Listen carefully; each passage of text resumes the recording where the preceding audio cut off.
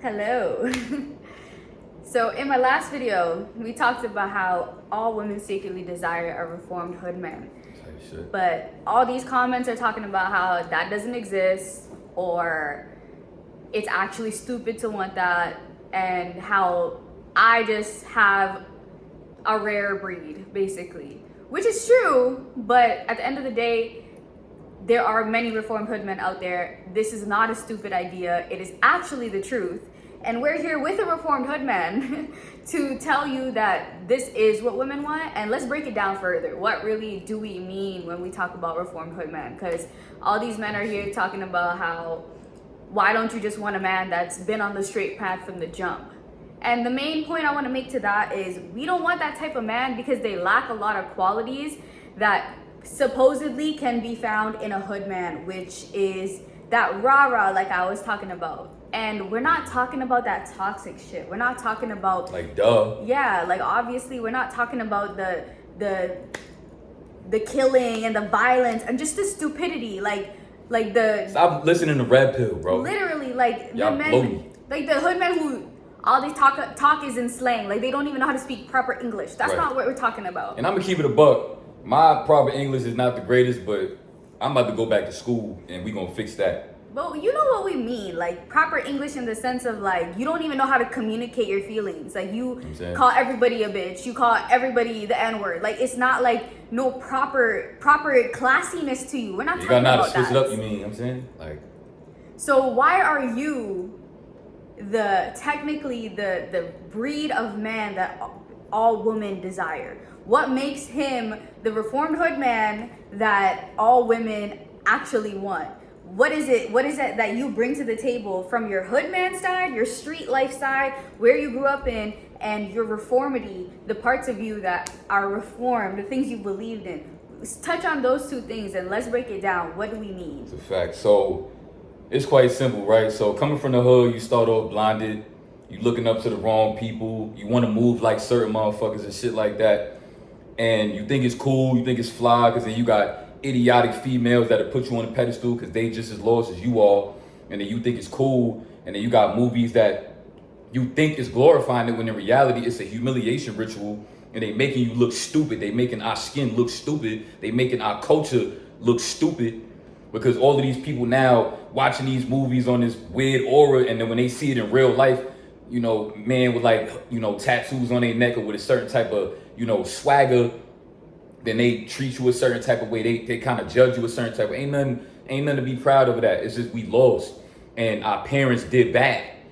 And then now once you get to a certain age where you want better for yourself and you see that these people that you looked up to is headed down the wrong path. Literally my whole hood got indicted. The same people I used to look up to when I used to look out my project window, when I used to be outside before I was their age. And guess what? They all in jail, and a lot of them is not coming home. A few of them did come back home, and it's not the same. So you just kind of, if you really was in the street life for real, if you really was out there, then it's forced on you to not only look up to them, but it's also forced on you to then move on from that because you see where it leads them. Well, if you're smart, if you're smart. And that's where the reformity comes in.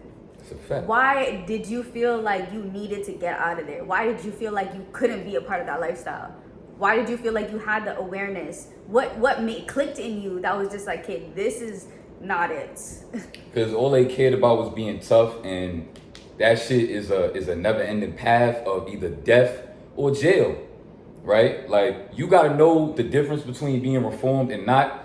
Is that, yeah, you could poke your chest out when you need to and defend your honor, defend your family. But you also got to know when to hold them and when to fold them and when to be like, you know what?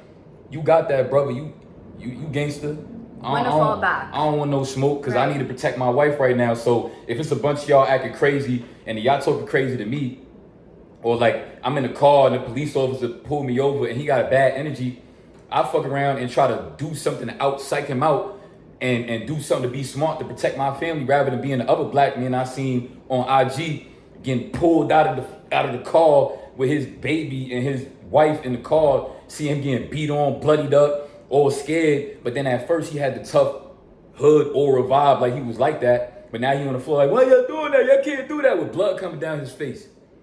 That's not masculine. It's gonna come to that point where you just gotta be like, you know what, officer, I'm so sorry for wasting your time right now. I did bad.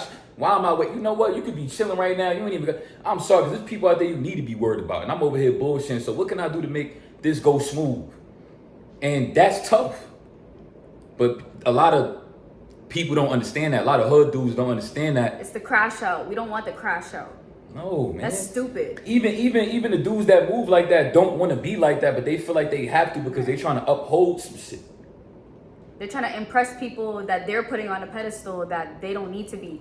And that's where the reformity comes in. Now let's talk about like, okay, yeah, if a man's on the straight path from the jump, he can still be the reformed hoodman type. You don't have to be from the streets. You don't have to be from the hood to have that hoodman masculinity. That's what we're talking about. True masculinity, like I was saying in the old video, women mistake it for true masculinity because men on the straight path usually are missing this key aspect of what turns a woman on, what makes a woman feel safe and protected. If you're not going to the gym, if you don't have that like deep ass voice, you don't have to actually have a deep ass voice, but what we mean by that is just like you can shake the room. A lot of men don't have that aura. They don't have that type of energy where they can come and like make a woman feel like the less than, the superior. The man is the superior and the woman is beneath. It just works that way. It's not like we're less than. And I feel like I have to say something with you saying that because I know these dudes be idiots, especially when I seen the comments of your last video. I'm gonna keep it a buck. A lot of y'all are slow, and watch your tone when you speaking on my wife, because I really hurt some of y'all for real. But bro, it like I just be throwing. I just lost my point, bro. Hold on. Superior. We're talking about right. Oh yeah. So. Understand, meaning be humble and classy. Yes. Not poke your chest out and try to think that you could beat everybody up in the room because there's somebody for you out there, gangster. Yes. I promise you, it may not be me, him, or her, or they, but I promise you it's somebody out there for you, killer. There's going to be somebody out there that's going to match that, and then you're going to realize I'm bullshitting when you tuck your tail. Understand that. It's a very, very specific personality trait, and it's like every man as a little boy is gonna have it wrong. You're gonna have to learn to become a true mature man, and that is what it means. Fuck up, be rah-rah, be mistakes, have angry moments, but as you grow older you need to learn as a man to get that shit together, become in control of that part, and know when to use it and who to use it for.